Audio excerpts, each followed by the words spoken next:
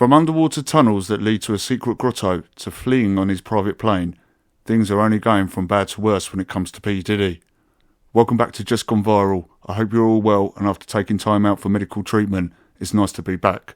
Stay tuned to find out which celebrity exposed P. Diddy and his protection from ever looking like he will ever see the inside of a prison cell, and the reason why.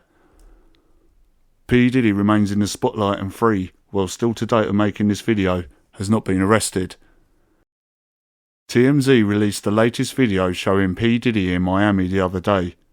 P. Diddy, who was later seen pacing around a private Miami airstrip.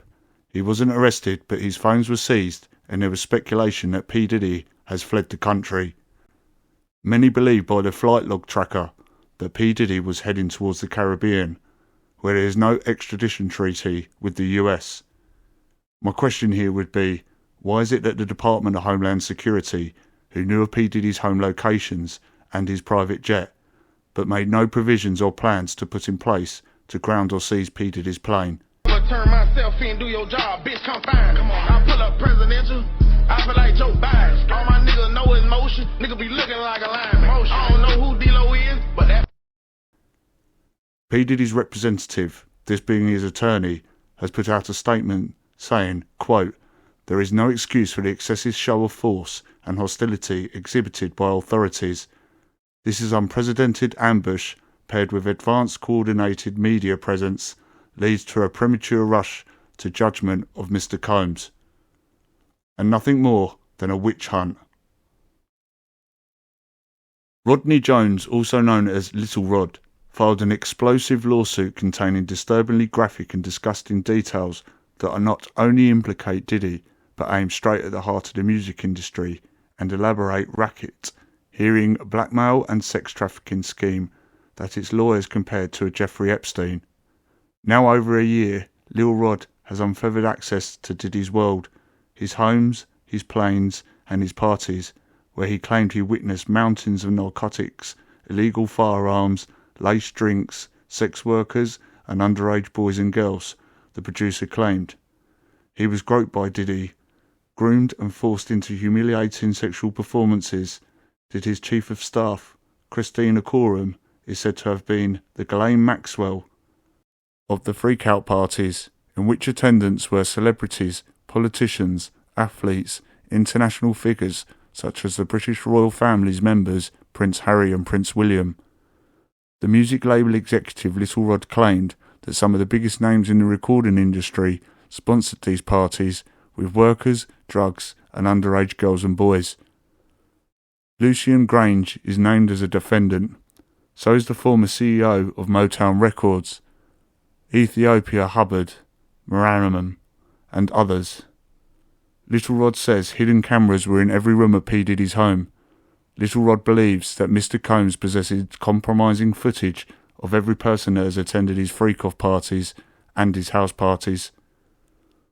Salacious tapes of Hollywood's biggest names, including record CEOs and politicians, all taking narcotics and cavorting with prostitutes and minors. Now, I've had to turn down $50 million 4 times. 4 times. Just to protect my integrity and that virgin hole I was telling you about. Right. Because P. Diddy be wanting the body. And you gotta tell him no. You got to tell him no. I did. I did. See, I got the receipts for everything I'm telling you.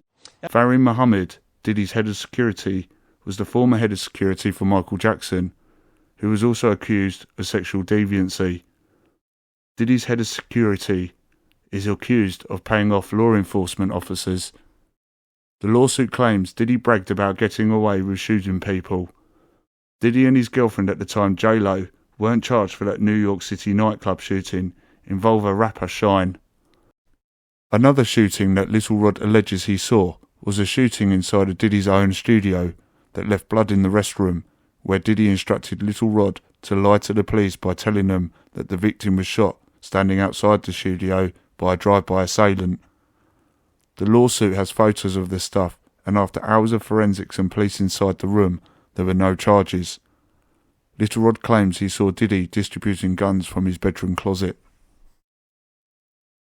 P. Diddy, who seemed like an untouchable figure at one time, now seems to be falling to his demise and his downfall.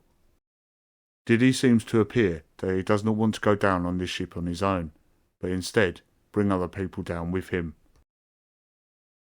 People and bribing witnesses and jurors. Inside of Diddy's mind, the lawsuit says he believes he's above the law and is untouchable. But it looks like Diddy's world's collapsing. Now, what we don't know is how many people he'll take with him, and whether we'll ever see the evidence the feds seized from his homes. 30 years, I've done nothing but collect information, knowledge, and your secrets. So if you and a man was in a corner doing something you wasn't supposed to be doing, I know so many things I shouldn't know, and they all know it.